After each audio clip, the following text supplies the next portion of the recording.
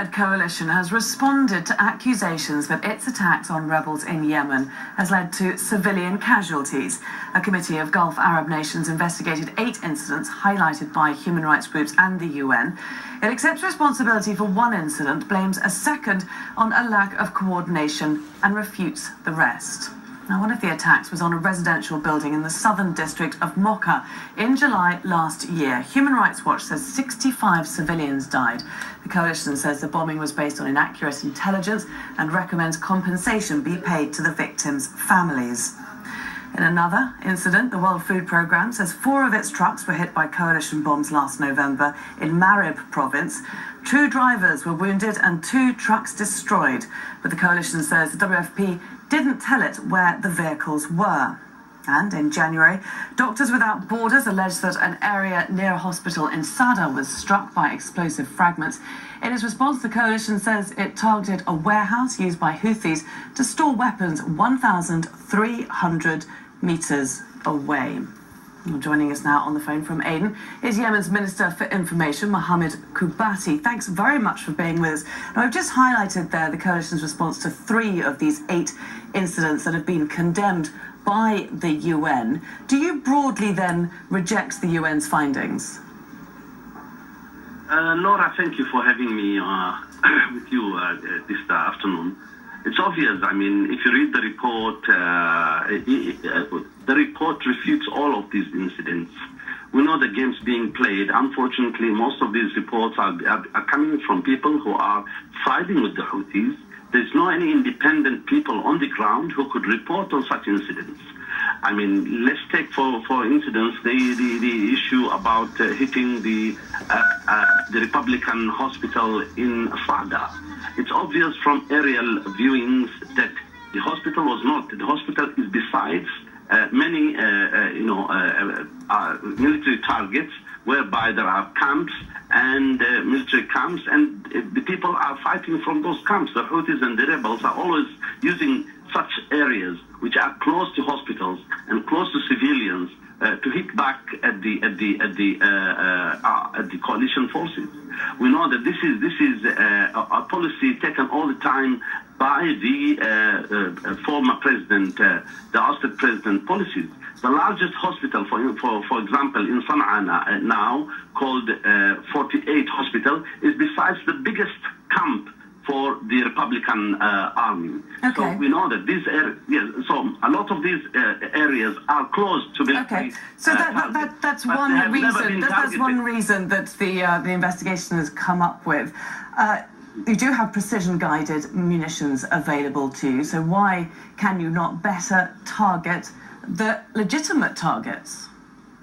No, all of these targets have, I mean, let's take the other incidents about these, trucks which are moving between the border between the south and north. I mean, the World Food Programme says that they were, what we know that this, I mean, there was no any coordination about such movement, and we know the way the Houthis can force people. There might have been food on the top of these cars or caravans carrying them, but underneath them there are munitions. All the time they have been using these tactics all across the place. The other incidents like them saying that there was, sort of a marriage ceremony in Damar on the 6th. There was no any targeting at all on the 6th. All, indications speak about a hit on the 7th of July, 7th of April, I think. Okay, so you do refute a lot of the claims. I just want to put to you another incident that the UN has highlighted in its condemnation. The Saudi-led coalition deliberately, it says, targeted a residential home, killing 4 children. What's your response to that one? I don't know specifically about this, but what we know, we know that sometimes some of these Houthis and some of this happened even with the Americans.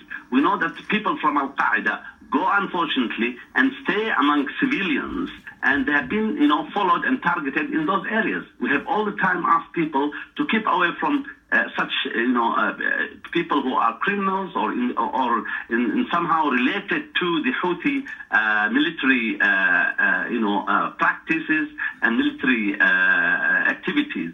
So, I mean, it can happen. There are some damages. We don't deny that there's sometimes some damages. But overall, the coalition forces have been all the time targeting, specific military targets. Unfortunately, on the other side, we have never seen any report in Aden. I'm now in Aden. The whole of Aden has been destroyed by the Houthis and the rebels, and they were targeting directly. What's happening now in Taiz? Okay, let me just jump in a second, because you made it very clear that you do reject the UN group of experts who say that it's sided with the Houthis. Many would reject your own investigation because it is made up of the very coalition that is involved in the war. So do you have a suggestion for a third party who can investigate what is happening in Yemen?